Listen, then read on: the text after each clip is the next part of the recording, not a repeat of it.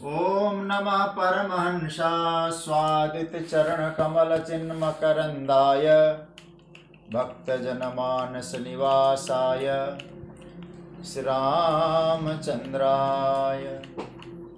वागीशायस्य वदने लक्ष्मीर्यस्य च वक्षसि यस्यास्ते हृदये संवित् तं नृसिंहमहं भजे।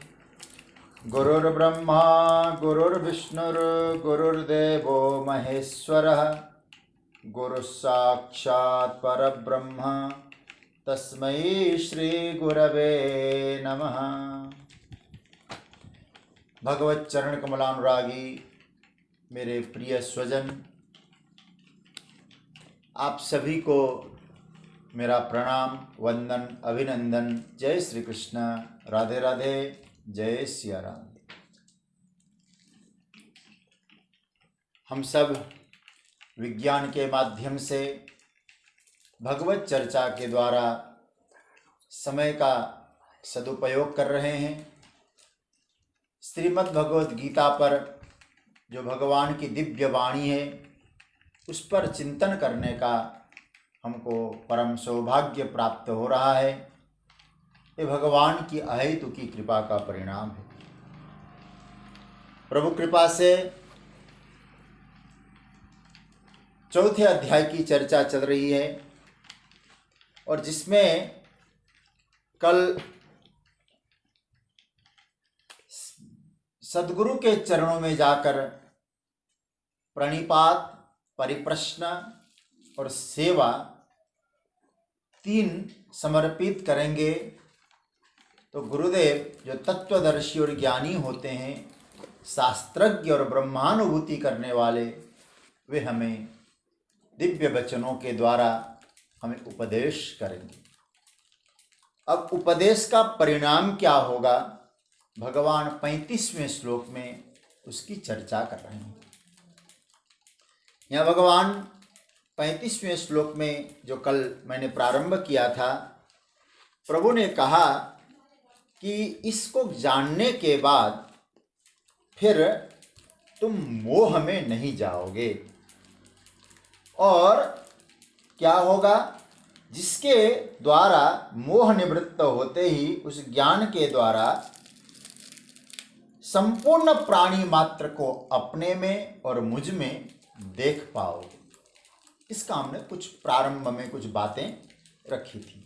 आइए इस श्लोक का एक बार पाठ करके फिर चर्चा के माध्यम से हम लोग आगे बढ़ें। मेरे साथ गाएं। यज्ञात्वा न पुनर्मोहम् एवं यास्यसि पांडव येन भूतान्यशेषेण द्रक्ष्यस्यात्मन्यथो मयि। यज्ञात्वा, है पांडव, है अर्जुन, इसको जानने के बाद फिर तुम मोह को नहीं प्राप्त करोगे, जिसके द्वारा अपने आप में, अपने आत्मा में संपूर्ण प्राणियों का दर्शन करोगे और मुझ में भी दर्शन करोगे। इसका सीधा सा अर्थ है फिर भेद निवृत्त हो जाएगा। मोह ही भेद का कारण है। और कल मैंने कुछ वादों पर चर्चा की थी, जड़वाद, शून्यवाद, ईश्वरवाद और अध्यात्मवाद। तो आप सबको स्मरण में होगा। तो आइए उसका आधार लेते हैं, हम आगे बढ़ें। लेकिन जिसकी हम चर्चा करने जा रहे हो तत्ववाद है, अध्यात्मवाद है, तत्व साक्षात्कार है। जड़वाद, भौतिकवाद इत्यादि से श्रेष्ठतम अवस्था में। लेकिन एक भगवान यहां जो सूत्र कह रहे हैं, यज्ञात्वा। देखिए, ज्ञात्वा शब्द का अर्थ है जानकर, और एक शब्द आता है श्रुत्वा, सुन करके। ठीक है, आप क्या करेंगे, तत्व ज्ञानियों के द्वारा, जो गुरुजन है उनके द्वारा हम दिव्य ज्ञान का उपदेश सुनेंगे। लेकिन भगवान उसमें तो कहते हैं उपदेक्षन्ति ते ज्ञानम, भगवान इससे पहले वाले श्लोक में कहते हैं ज्ञान का उपदेश करेंगे 34वें श्लोक में, लेकिन 35वें श्लोक में भगवान ये नहीं कह रहे हैं उसको सुनने के बाद। ध्यान दीजिएगा, भगवान कहते हैं उसको जानने के बाद। कई बार ऐसा होता है हम सुन तो लेते हैं लेकिन हम जान पाते हैं कि नहीं पाते। और जान तब पाएंगे जब सुनने के बाद मनन की प्रक्रिया होगी। केवल सुन लिया और हमने कहा कि हमारा कल्याण हो गया और हमें पुण्य मिल गया, गीता इसको इतना महत्व तो नहीं देती। गीता का सूत्र है कि आपने जिसको सुना है उसका मनन करिए, तब आप उसको जान पाएंगे। लेकिन बिना सुने जान नहीं पाएंगे, सुनने के बाद जानना बहुत आवश्यक है, क्योंकि ज्ञान है केवल सुनने से नहीं होगा काम।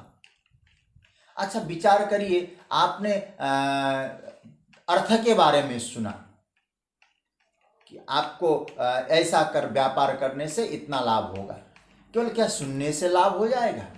आपको तो करना पड़ेगा। तो ज्ञान भी केवल श्रवण मात्र का साधन नहीं है, ज्ञान हमारे जीवन में अनुभूति का विषय होना चाहिए। भगवान कहते हैं जानने के बाद क्या होगा, यज्ञात्वा न पुनर्मोहम एवं यास्यसि।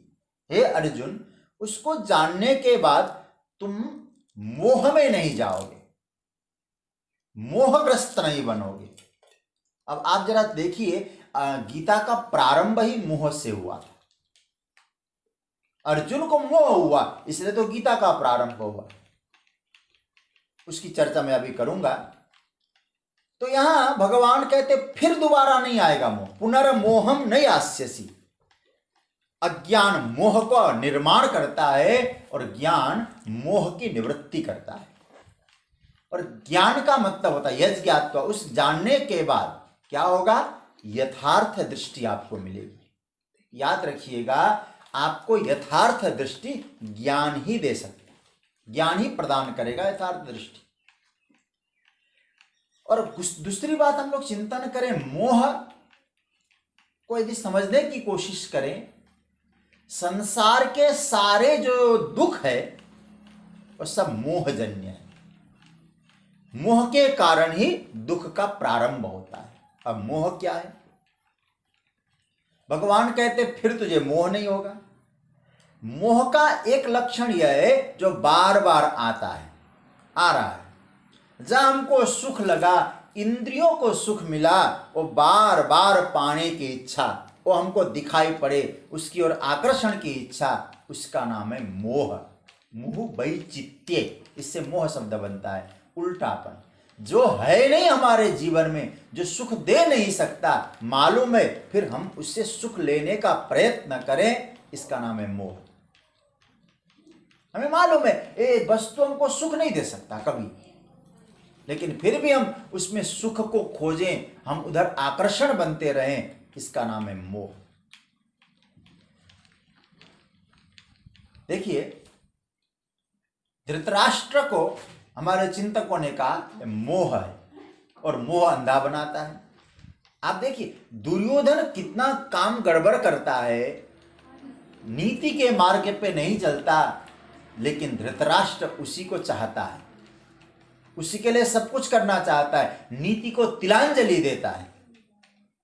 तो मोह का पुत्र अहंकार हो जाता है, मोह की पत्नी ममता गांधारी हो जाती है। तो कहने का तात्पर्य है कि एक बार ज्ञान आ जाए तो मोह के चक्र को काटता है। और आपसे कहूं मोह उलझन है, मोह मूर्छा है। अरे ज्ञान क्या है? ज्ञान है कि वस्तु को सही ढंग से दर्शन कराना। इसलिए उस ज्ञान से मोह चला जाएगा। जो भगवान कहते हैं ना, मोह का मतलब क्या है? यथार्थ दर्शन न होना, ये मोह है। ज्ञान क्या है? सही का दर्शन करा देना। उदाहरण से आपको अच्छी तरह समझ जाएंगे। जैसे अब वेदांत में तो जो उदाहरण है प्रसिद्ध, वो उदाहरण मैं आपके सामने रखूं। रस्सी में आपने सर्प देखा, अब आप भीतर से जानते हैं, मान रहे हैं कि रस्सी नहीं, ये सर्प है। आप जान रहे हैं सर्प है, आप घबरा गए, लेकिन है नहीं रस्सी सर्प, लेकिन हम तो मान रहे हैं। कब तक मानेंगे? जब तक रस्सी का भान नहीं होगा। जैसे दीपक जल गया, आपने रस्सी देखी तो आपका सारा भ्रम निवृत्त हो गया। जो अयथार्थ दृष्टि थी, जो गलत भाव था, जो सही रूप से आपने नहीं पहचाना था, रस्सी को सर्प समझ रहे थे, अब आपको यथार्थ दृष्टि मिल गई, ये रस्सी है, सर्प नहीं है। तो ज्ञान विषय को परिवर्तन करा नहीं सकता है, बहुत ध्यान से समझना है। मोह, आप उस मोह में क्या होता है, आप अयथार्थ दृष्टि देखेंगे। वहां यदि रस्सी है तो सर्प देखेंगे, दुश्मन है तो पुत्र देखेंगे, पुत्र है तो दुश्मन देख। मोह बड़ा ऐसा है कि जो सही है वो भटक देता है, जो सही नहीं उसको दर्शन करा देता है। और ज्ञान क्या करता है? भैया जो सही है उसको दिखा देना, ये ज्ञान। आप कौन है ये बताना, इसी का नाम तो ज्ञान है। जिसको आप समझ रहे थे सर्प और रस्सी है, ये समझा देने का नाम है ज्ञान। तो इसका मतलब क्या हुआ? तो ज्ञान यथार्थ दृष्टि का दर्शन, यथार्थ दृष्टि प्रदान करे। इसलिए भगवान यहां कहते अर्जुन मोह का निवृत्ति। देखिए अर्जुन ज्ञानी है, बुद्धिमान है, शक्तिशाली है, उसका एक नाम है विजय। लेकिन अर्जुन भी मोहित है। इसलिए मैं एक निवेदन करूंगा, मोह केवल बुरे व्यक्ति के जीवन में आता है ऐसी बात नहीं, मोह अच्छों के जीवन में आता है। और मैं छोटी सी बात कहूं, कभी बुरी वस्तु से भी मोह उत्पन्न होता है, कभी अच्छी चीज से भी मोह आ सकता है। अब यदि आप अर्जुन की दलीलें पढ़ेंगे गीता में पहले अध्याय में, हम चर्चा नहीं कर पाए उसकी, और बड़ा गजब का चिंतन है वहां। अर्जुन ने तो दलीलें पेश की है पहले अध्याय में, युद्ध होगा तो ये होगा, आप उसको नकार नहीं सकेंगे उन दलीलों को, क्योंकि मोहित व्यक्ति अपनी बात को सही ढंग से प्रस्तुत करेगा। लेकिन सत्यता को परखना है। हो सकता है कि अच्छा व्यक्ति जो कहेगा वही अच्छा होगा, कभी कभी अच्छा व्यक्ति जो बोलेगा वो भी मोहजन्य हो सकता है। लेकिन आश्चर्य तब होता है अज्ञानी जन, अंधश्रद्धा वाले मोह में जाएं तो सहानुभूति होती है। लेकिन ज्ञानी जन, जो अच्छे लोग, बुद्धिमान लोग, समझदार लोग, ऐसे लोग भी कभी कभी मोह में फंसते हैं, तब चिंतन करना पड़ता है।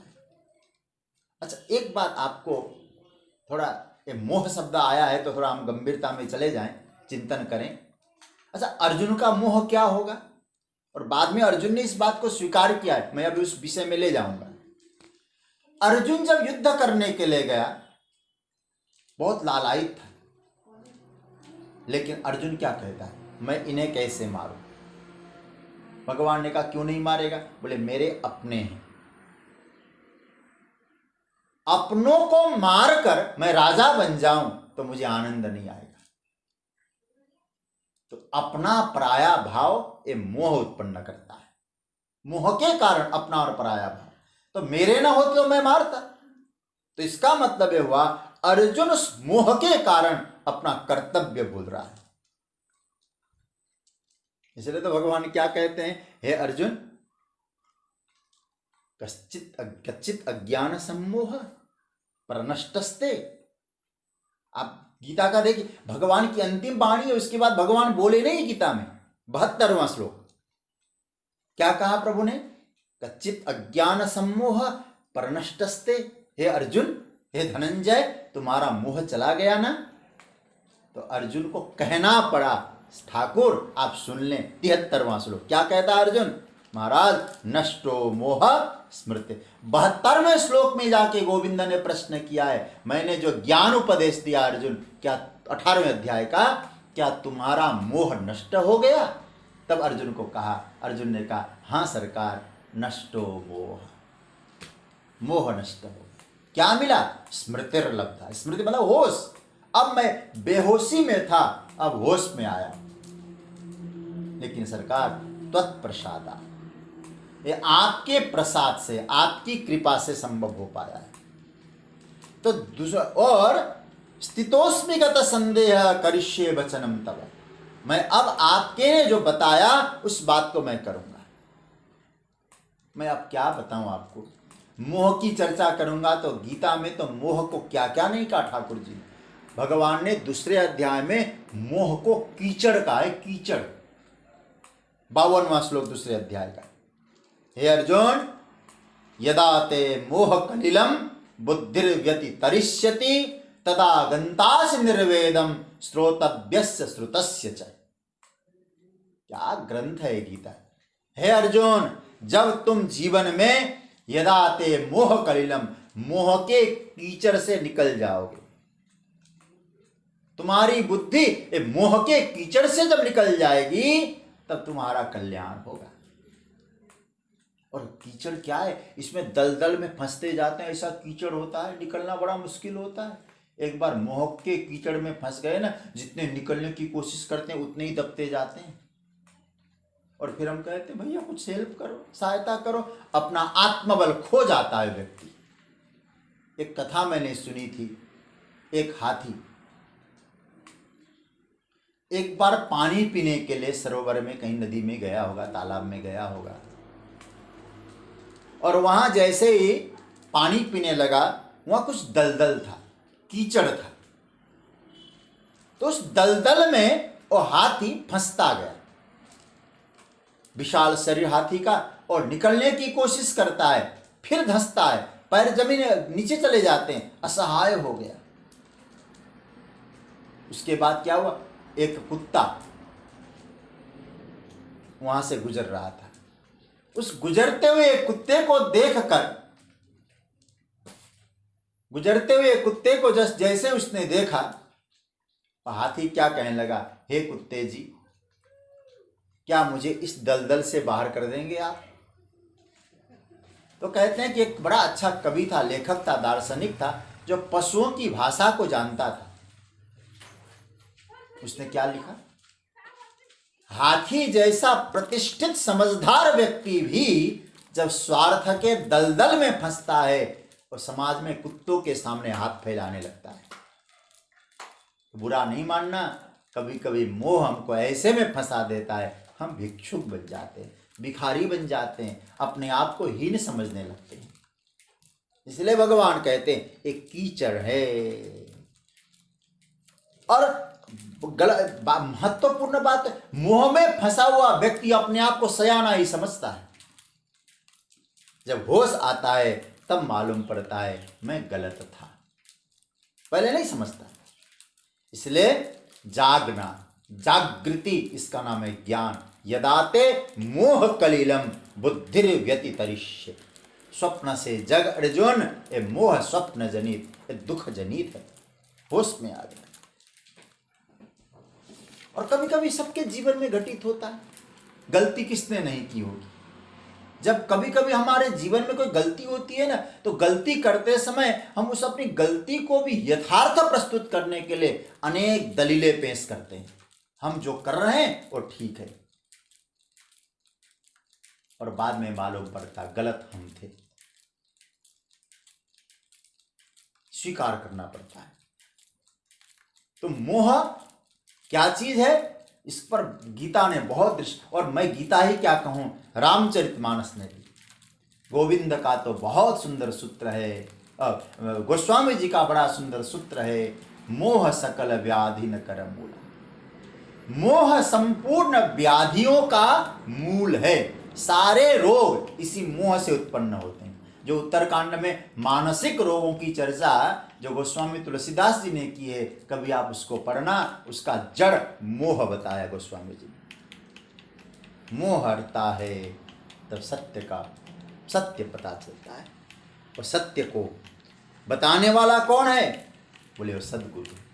सद्गुरु सत्य को बताता है, ज्ञान को बताता है, और ज्ञान सत्य है, तब मोह की निवृत्ति होती है। और उसको जानने के बाद यज ज्ञात्वा न पुनर्मोहम एवं यास्यसि, एक बार सामने वाले मोह को हटाता है, फिर ऐसा ज्ञान दे देता है, फिर वो मोह कभी आता नहीं।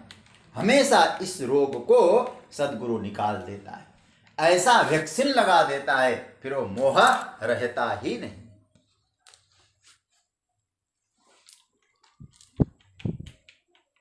एक बात और कहूं, जब मोह की बात आती है ना, मुझे ईशावास्य उपनिषद का एक मंत्र बहुत अच्छा लगता है।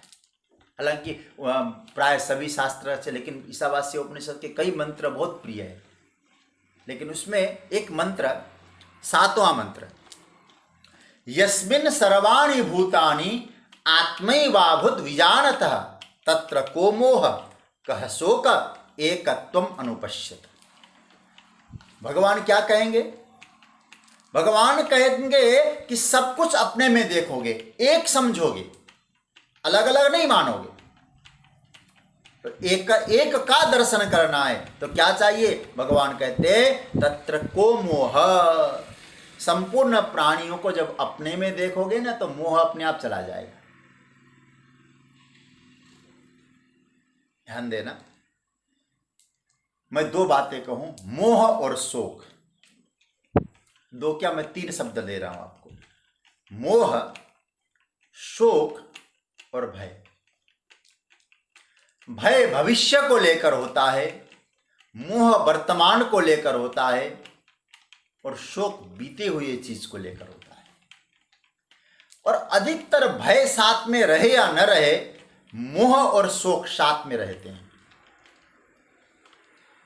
अकेला रह नहीं पाता। जहां मोह होगा वहां शोक होगा ही होगा। शोक कब होता है? मोह भंग से शोक होता है। मोह वहीं आता है जहां हम किसी को बांधते हैं और किसी को अलग करते हैं, वहां मोह आता है। जिसको बांधा है हमने अपना समझकर, उससे मोह है, और जिसको अलग किया है उससे तो कुछ होना नहीं।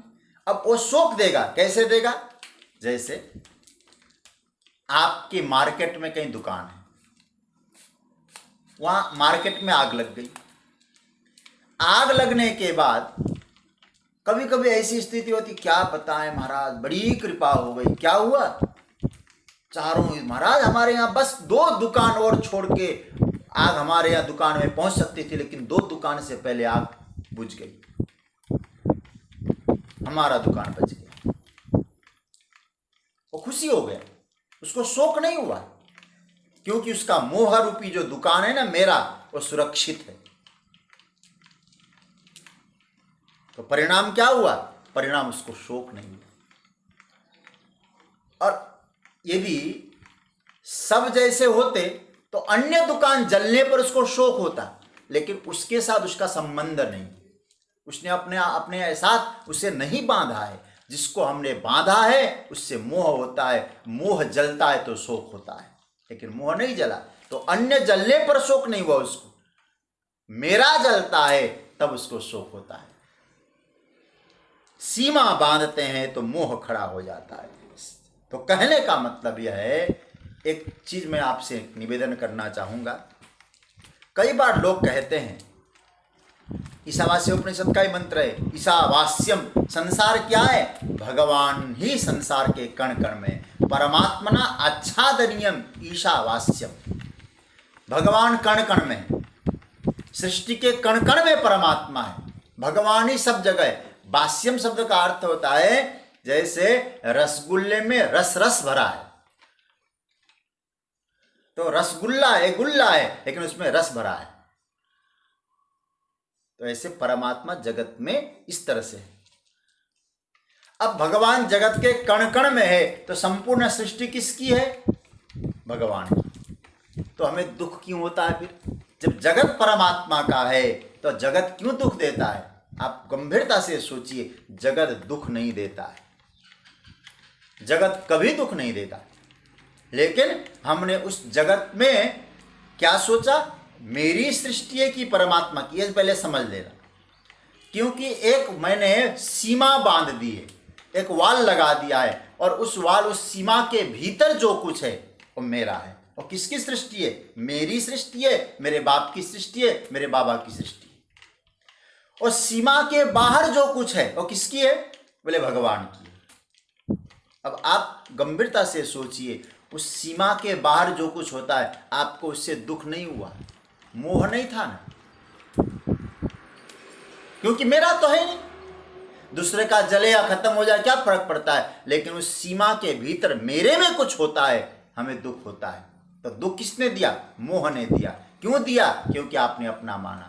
अब आप ही से प्रश्न करो, भगवान की सृष्टि ने हमको दुख दिया कि मेरी सृष्टि ने हमको दुख दिया?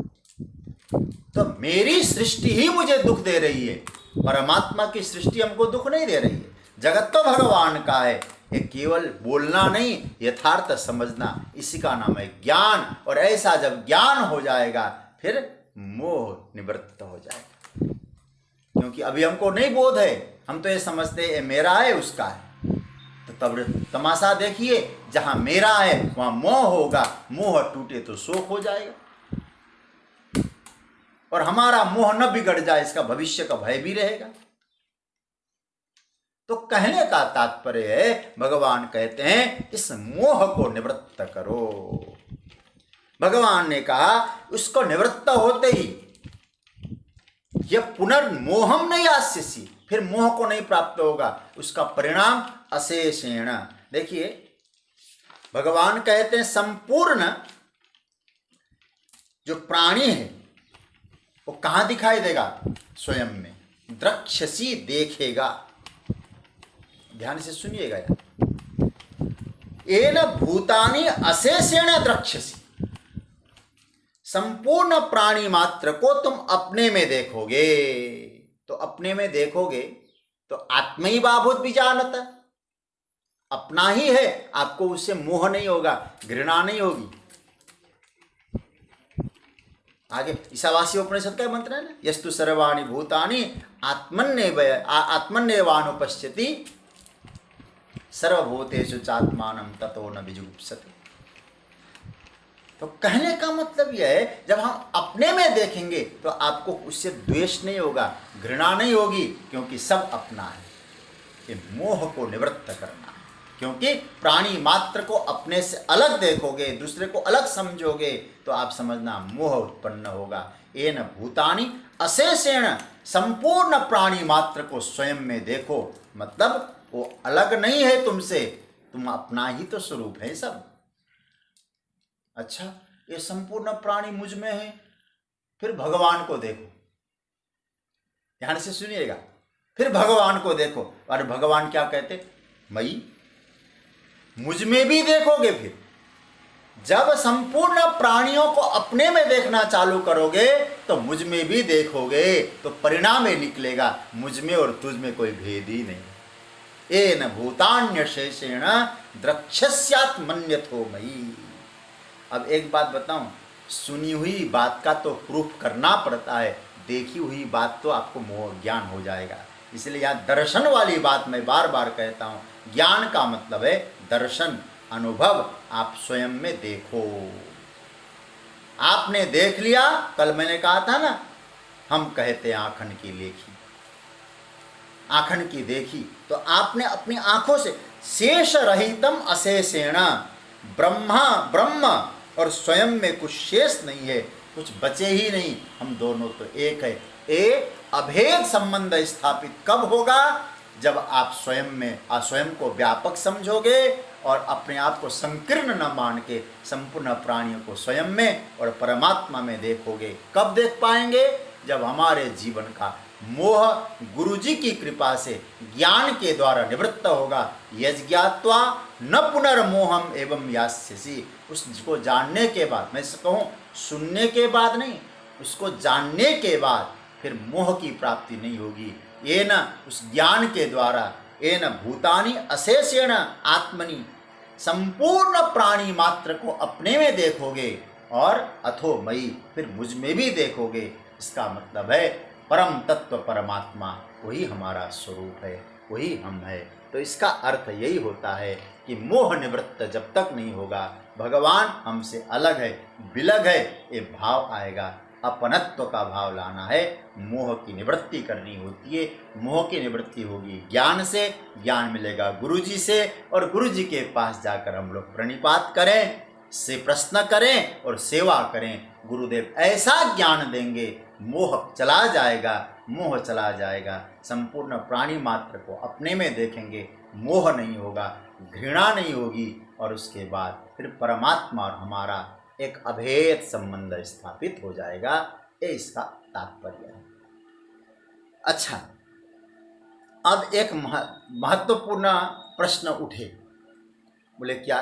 बोले महाराज, आप जो बात कह रहे हैं ये तो वो अधिकारी व्यक्ति को मिल जाएगा। ध्यान से सुनिएगा, वो अधिकारी व्यक्तियों को ज्ञान मिलेगा। गुरुदेव भी सबको तो ज्ञान नहीं देंगे, उन्हीं को ज्ञान देंगे जो ज्ञान को पचा सकता है। लेकिन जो अत्यधिक पापी हो उनका तो क्या होगा? लेकिन मैं आपसे कहूँ, गीता की उदारता समझिएगा। मैं तो बार बार कहता हूँ, गीता जैसा कोई ग्रंथ नहीं, गीता माँ है। और आपको सच कहूँ, यदि श्रद्धापूर्वक इसका आश्रय लें, माँ जैसे व्यक्ति का पालन पोषण करती है, गीता माता साधकों का पालन पोषण करेगी, आपको संकटों से बचाएगी, चिंता से मुक्त करेगी, यदि सच्चे हृदय से गीता का आश्रय लेंगे। यदि मुझसे कोई प्रश्न करे, मैं यही कहूंगा, एकम शास्त्रम देवकी पुत्र गीता। देवकी पुत्र भगवान श्री कृष्ण का जो कुरुक्षेत्र में गाया हुआ गीत, इससे श्रेष्ठ कुछ हो नहीं सकता। अन्य गीता, अन्य कथाएं तो कहीं एकांत में बैठकर गुरुदेव ने साधक को सुनाया हो, युद्ध के मैदान में मिला हुआ ज्ञान है यह। भगवान तो कहना चाहते, तुम्हारा पल पल का जीवन युद्ध जैसा है, संघर्षमय जीवन है, उसके बीच में जो मैं संदेश दे रहा हूं उसका पालन करो, संघर्ष से निकल जाओगे। गीता की उदारता देखिए। कभी कभी हम ऐसे हैं ना, हम कुछ कर नहीं पाएंगे, हम पापी है ना, हम क्या कर पाएंगे, ऐसे सोच में डूबने वालों के लिए भगवान ने गीता में एक संजीवनी दे दी। सज्जनों, कृष्ण की इस बात को सुनकर आज से अपने आप को पापी कहना बंद करो। कृष्ण का संदेश, मैं तो समझता हूं ये श्लोक गीता की इतनी बड़ी उदारता है। निराश व्यक्ति भी गीता के इस श्लोक को समझने की कोशिश करे तो बहुत बड़ी उपलब्धि उसके जीवन में होगी, उसके जीवन में निराशा चली जाएगी। इतना महत्व इस चर्चा का। तो आइए मैं के पहले पाठ करते हैं 36वां श्लोक। कितना बड़ा आश्वासन है, मैं कहूंगा सशक्त आश्वासन है। जो वर्तमान की परिस्थिति में निराश होकर बैठा होगा उसके लिए गीता का सूत्र 36वां। अपि चेदसि पापेभ्यः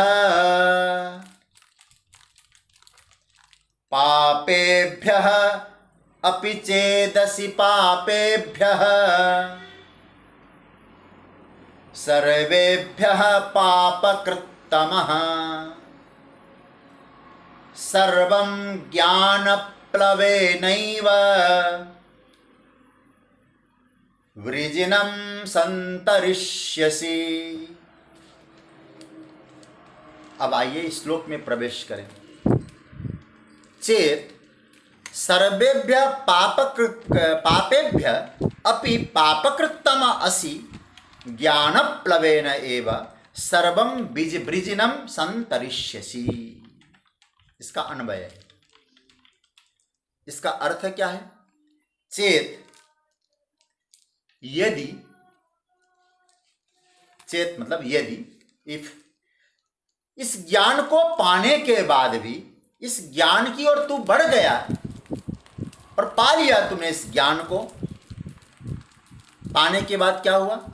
पापेभ्य सर्वेभ्य पापेभ्य अपि, संपूर्ण पापियों से भी बड़ा पाप करने वाला यदि तू होगा, पापकृत्तम होगा, तो ज्ञानप्लवेन एव, ज्ञान रूपी नौका के द्वारा सारे पाप समुदाय को पार कर जाएगा, पाप समुद्र को पार करेगा।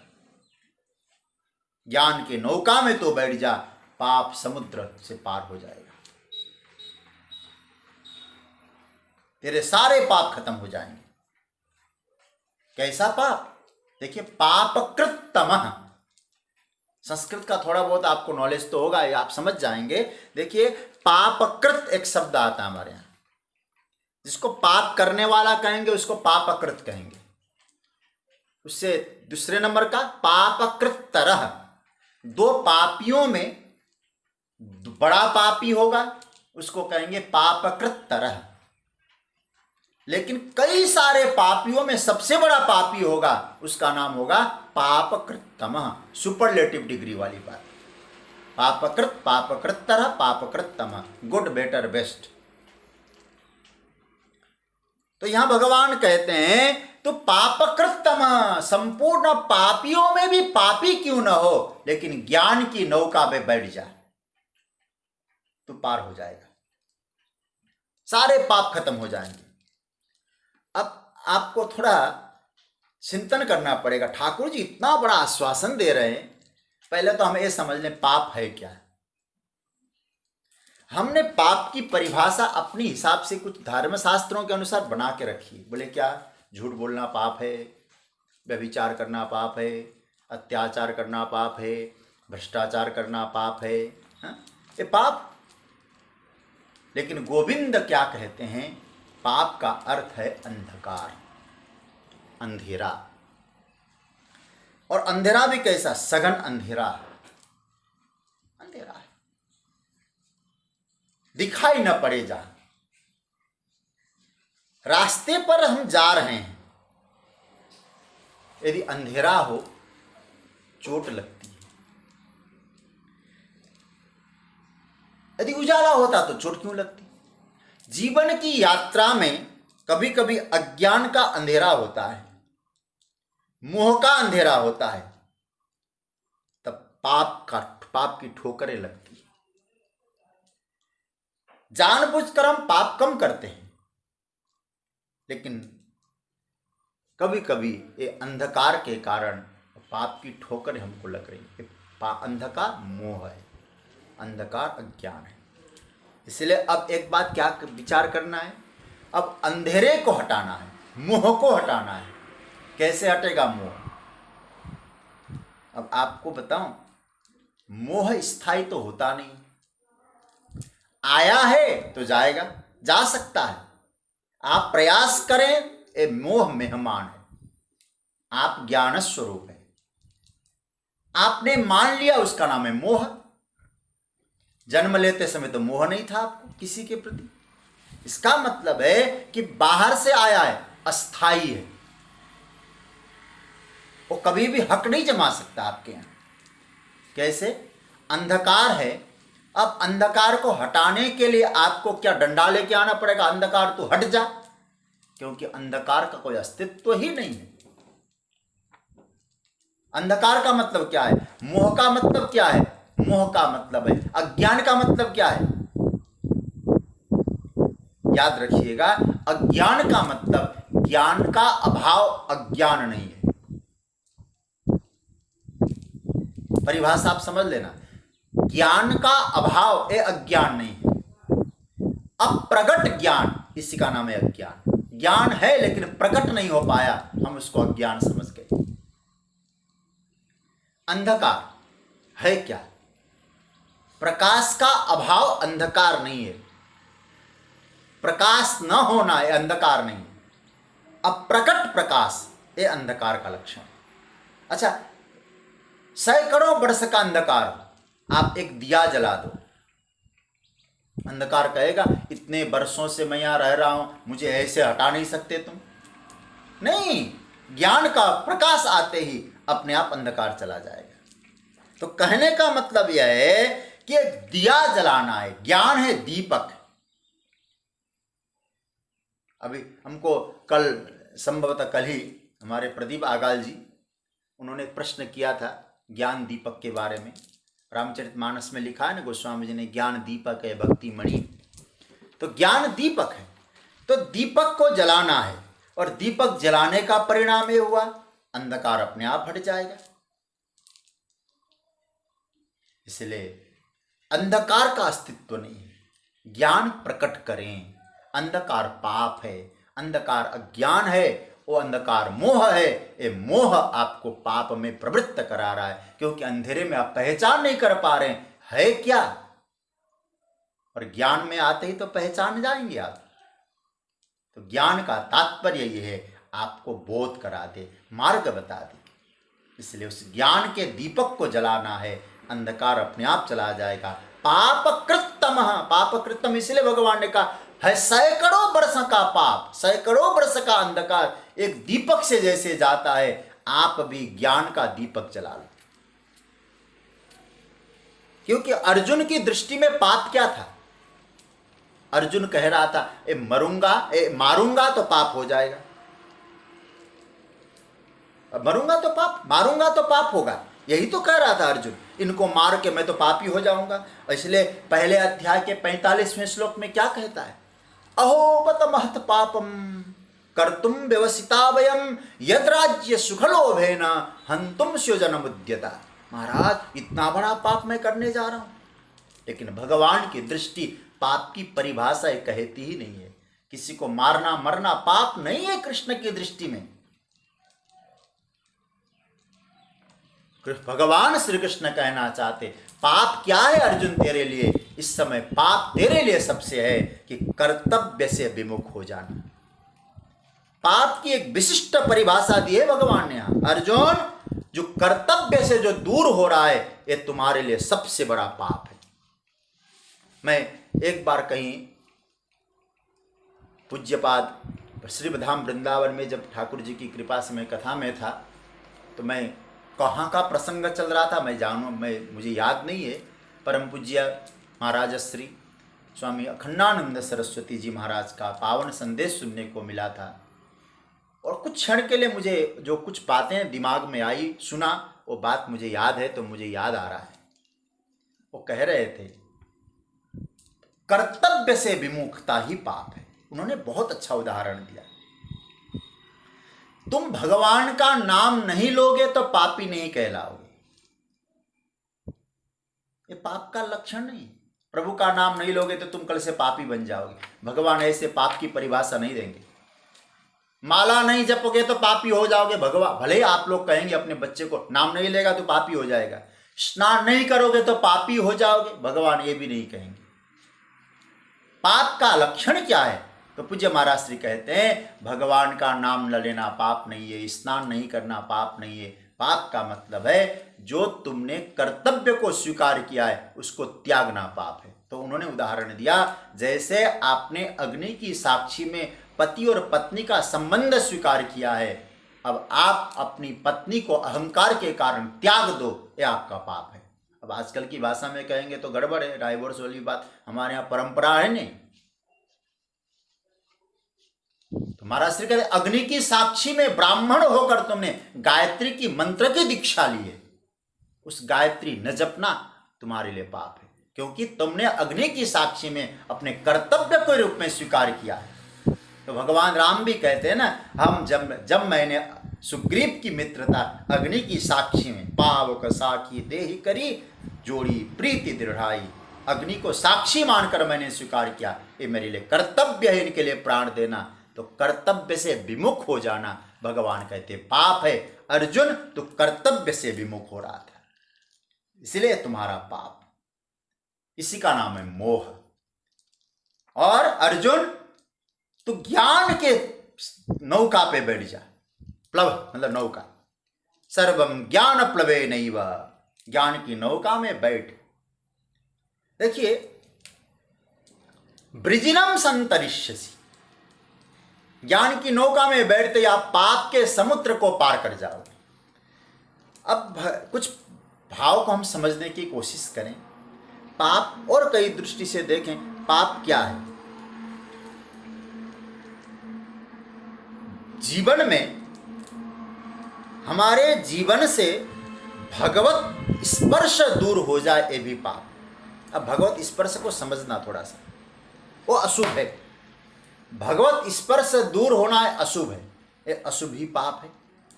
जैसे सबके हृदय में परमात्मा है, थोड़ा आप चिंतन करना।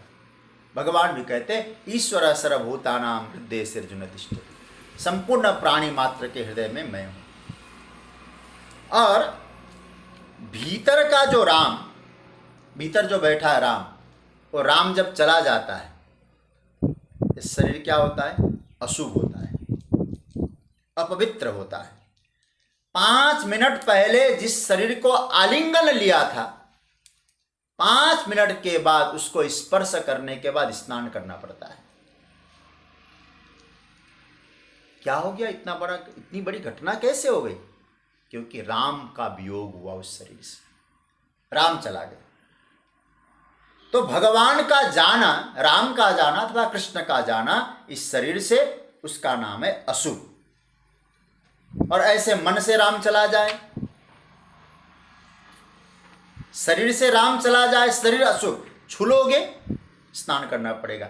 और मन से चला जाए राम, हमारी बुद्धि से चला जाए वो परमात्मा, तो फिर शुभ हुआ कि अशुभ हुआ? और आगे बढ़िए थोड़ा सा, शरीर से राम चला जाए, हृदय से राम चला जाए, वो अशुभ हो गया। मन से राम चला जाए, अशुभ हो गया। बुद्धि से राम तत्व, प्रभु तत्व चला जाए, अशुभ हो गया। और हमारे कर्म से वो परम तत्व निकल जाए, तो परमात्मा निकल जाए, तो क्या कर्म अशुभ नहीं हुआ? वो भी अशुभ हुआ। तो जिसके जीवन से राम चला जाए वो अशुभ है। अब एक छोटा सा उदाहरण से समझ ला, शुभ कब होगा? जब राम वापस आएगा। कभी कभी होता है, अभी 5 मिनट पहले ठीक ठाक था, तो 5 मिनट के पहले बाद में डॉक्टर ने चेक किया, बोले अच्युतम केशवम, इसका तो चला गया मामला। अब घोषित कर दिया। अब घोषित कर दिया तो आसपास के लोग आ गए कि भैया अब क्या करना, जल्दी जल्दी ले चलो, राम नाम सत्य है, राम नाम सत्य है। तैयार हुआ। और ऐसे अखबारों में कभी कभी पढ़ने में आता है ना, वो व्यक्ति जो जिसको लेके जा रहे थे वो उठ के बैठ गया उठ के। ऐसे कई बार सुना है कि उठ के बैठ गया। इसका मतलब वो बैठ गया तो क्या हुआ? जो राम वापस गया था और राम वापस आ गया। जो राम वापस चला गया था वापस आ गया, जो चला गया था वापस आ गया। अच्छा, अब वापस आ गया तो क्या फिर दोबारा स्नान करना पड़ेगा? नहीं पड़ेगा। बस ये सूत्र समझना, जिसके जीवन से राम चला गया था उसको स्पर्श करने पर सचैल स्नान करना पड़ा था। जिसके जीवन में राम वापस आ गया वह सुबह हो गया। ज्ञान यज्ञ क्या है? ज्ञान यज्ञ यही है। ज्ञान के द्वारा तुम पापों से दूर, पापों को पार कर जाओगे, अशुभ को पार कर जाओगे। जो गोविंद का भाव यह है, गुरु के मार्गदर्शन में जिसके पाप जीवन से राम निकल गया था, सदगुरु उसके जीवन में पुनः राम की स्थापना कर देता है, तो वो फिर निष्पाप हो जाता है और सुबह हो जाता है। फिर उसका स्पर्श करने के बाद फिर उसको स्नान नहीं करना पड़ता है। राम वापस आ गया और निष्पाप हो गया, अशुभ हो गया। एक गुरु की महिमा है। तो भगवान कहते हैं सर्वम ज्ञान प्लवे नैव ब्रिजिनम संतरिष्यसि। राम ज्ञान है, इसलिए सारे पापों के समुद्र को तू ज्ञान की नौका पे बैठ जा। एक छोटी सी बात और कहूं, कई हमारे महापुरुषों ने बहुत चिंतन किया है पाप किसका क्या क्या है। एक महापुरुष कह रहे थे कि भक्ति का पाप क्या है? भगवान का विस्मरण होना है भक्त का पाप है। भेद दृष्टि रखना है ज्ञान का पाप है। कर्तव्य कर्म का अभाव होना है कर्म का पाप है। इंद्रियों की शिथिलता होना योग का पाप है। इस तरह से अलग अलग पापों की चर्चा की, लेकिन गीता ने कहा तुम पापी हो यदि आप ये समझते हो मैं पापी को हेय दृष्टि से नहीं श्रेय दृष्टि से देखता हूं।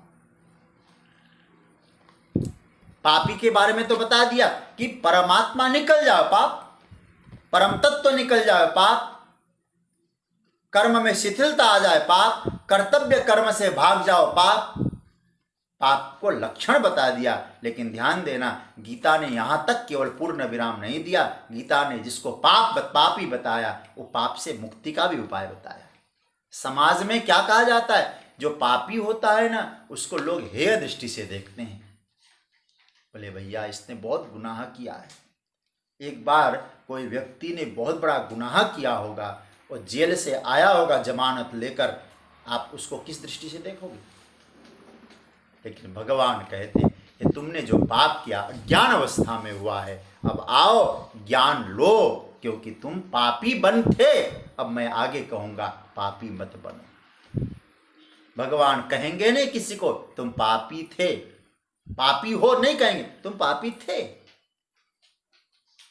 यहां आने के बाद तुम्हारा पाप निवृत्त होना चाहिए, क्योंकि भगवान स्वयं रामायण में कहते एक बार मेरे सन्मुख कोई आ जाए, सन्मुख होई जीव मोहि जब ही जन्म कोटि अगनाश ही तब। एक बार निकट आ जाए, उस परम तत्व के निकट आ जाए, उसका पाप दूर हो जाएगा।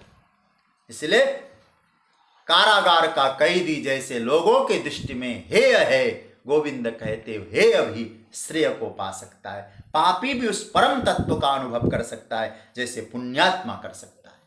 तो निराश होने की आवश्यकता नहीं। पापी का परिवर्तन ये गीता का अमूल्य सूत्र है। इसलिए गुरुदेव क्या कहते हैं? गुरुदेव महापुरुष एक कार्य करते हैं, भगवान कहते हैं पापी का परिवर्तन होना चाहिए। पापी को पापी ही मत रहने दो, पापी को पुण्यात्मा बनाया जा सकता है, क्योंकि कर्तव्य से विमुख हुआ पापी है, उसको पुनः कर्तव्य में दृढ़ करो। दीपक जलाना है तो अवश्य पार हो जाओगे। तो भगवान यहाँ कहते हैं पाप को दूर करने का उपाय है ज्ञान, मोह को दूर करने का उपाय है ज्ञान। जैसे भगवान कहते हैं कि ब्रिजिनम संतरिष्यसि, तुम भले जीवन भर के पापी, पाप का भंडार क्यों न हो, ज्ञान की नौका में बैठ जाओ, ज्ञान की नौका में बैठ जाओ। तुम्हारा पाप उस पाप रूपी समुद्र से तुमको पार कर देंगे। और यह सर्वम कहा है, हमारे जगत गुरु शंकराचार्य सर्वम या कहा है ना, भगवान ने सर्वम शब्द का प्रयोग किया है। अपिचेदसि पापेभ्य पापेभ्य पापकृतम सर्वम ब्रिजिनम संतरिष्यसि, सारे पापों को, ब्रिजिन मतलब पाप, गोविंद श्री कृष्ण के लिए भी आए गोपी गीत में ब्रिजिन हंत्र्यलम विश्व मंगलम, वहां ब्रिजिन शब्द आया। ब्रिजिन का मतलब है पाप। तो सारे पापों से पार हो जाओगे। अच्छा, पापों को पार हो जाओगे तो कह देते तो अच्छा होता, सर्वम क्यों कहा?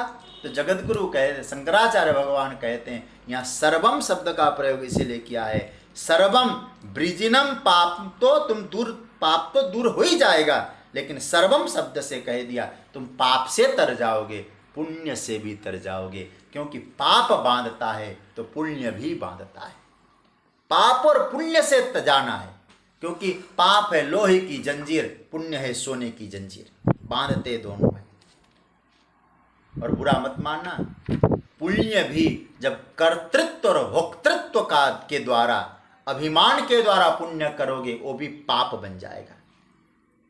ज्ञान के नाव पे बैठ जाओ। ज्ञान प्लव, प्लव मतलब नौका, कर्म समुद्र है, ज्ञान नौका है, खेवनहार गुरुदेव है। समझ रहे हैं ना? ज्ञान का नौका है, कर्म का समुद्र है, पाप का समुद्र है, उसको नौका को चलाने वाले गुरुदेव है। यह नौका टूटती फूटती नहीं है, इसमें छिद्र नहीं है। तो कहने का तात्पर्य है इस नौका पे आप बैठ जाओ। भगवान ने बड़ा सुंदर सूत्र दिया कि मैं तुम्हारे सामने नौका लेके आया हूं इस पाप समुद्र को पार करने के लिए। और नौका क्या है? ज्ञान। देता कौन है? गुरुदेव। गुरुदेव ज्ञान की नौका पेश करते हैं। और बुरा मत, आपको एक बात और कहूं, गुरुदेव के द्वारा प्राप्त ज्ञान की नौका पाकर भी, याद रखना इस सूत्र में बोल रहा हूं अंत में, गुरुदेव की कृपा से प्राप्त ज्ञान की नौका प्राप्त करने के बाद भी जो व्यक्ति भवसमुद्र से पार नहीं हो पाया, भगवान कहते हैं वो आत्महत्यारा है। ये सूत्र भगवान ने गीता भागवत में कहा है। भगवान यहां तो कहते हैं क्योंकि तुम ज्ञान की नौका पे बैठ जाओ, समुद्र को पार कर जाओगे, पाप समुद्र पार हो जाएगा। लेकिन नहीं किए तो अब आत्महत्या का कितना बड़ा पाप हो सकता होगा, उसकी मुक्ति नहीं होती आत्महत्यारे की। तो फिर बहुत बढ़िया कहा, ज्ञान ही मुक्ति का साधन है। तो अब भगवान, मैं 3 बातें कह रहा हूं, हमारे श्रीमद् भागवत का एक सूत्र ले रहा हूं मैं।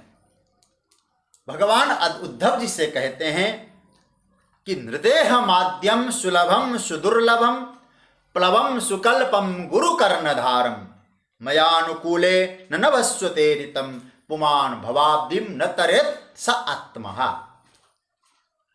ये भागवत के 11वें स्कंद के 20वें अध्याय का 17वां श्लोक है।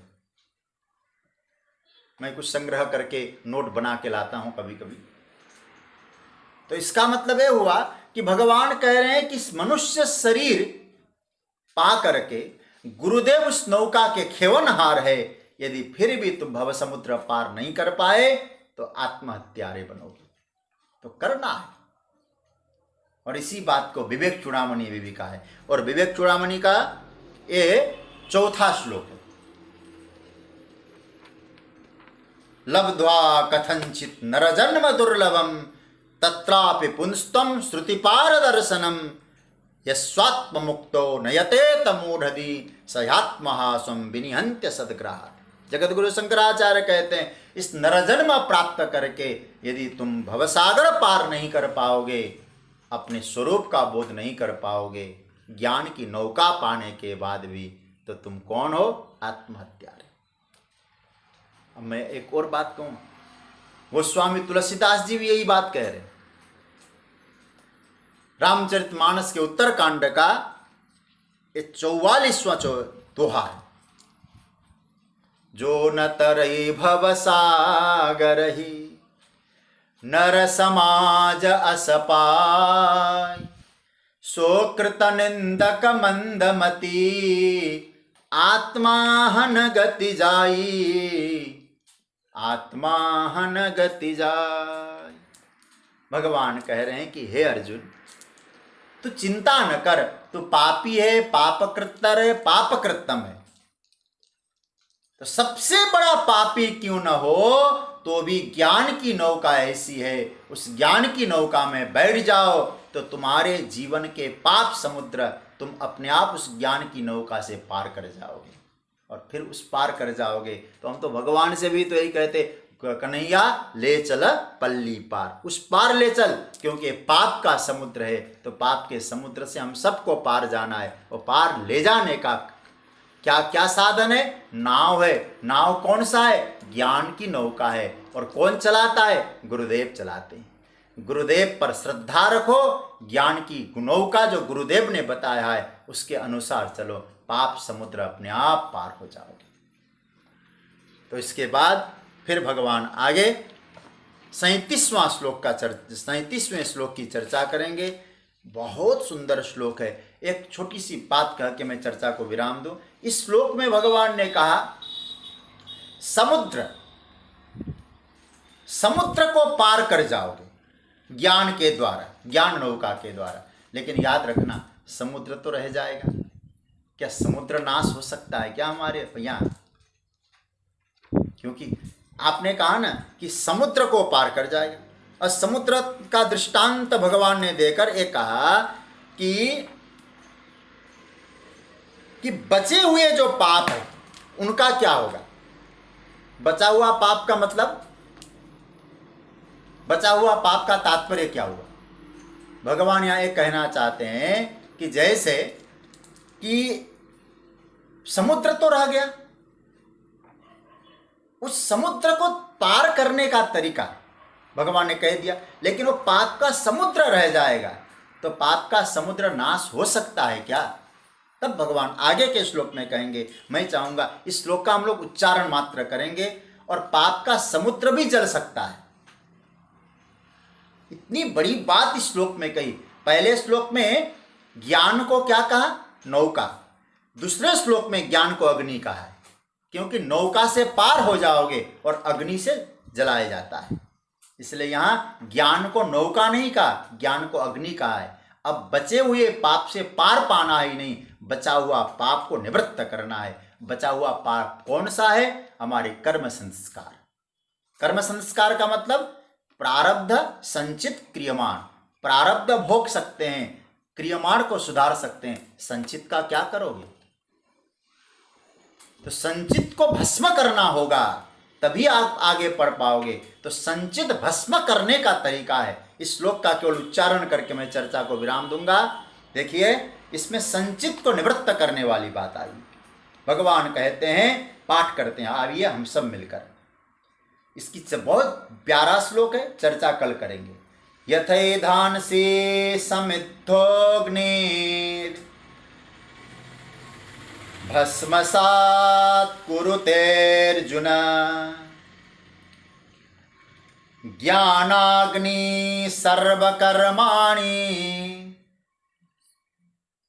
भस्मसात् कुरुते तथा। भगवान कहते हैं कि ये आपके द्वारा जो समृद्ध अग्नि प्रकट हो रही है, वो अग्नि आपके पाप के समुद्र को जला देगी। पाप का समुद्र क्या है? तो मैं तो कहूँगा हमारे जो संचित कर्म, पाप पुण्य के द्वारा जो प्रारब्ध का रूप निर्माण करते हैं, वो संचित भी जल जाएगा।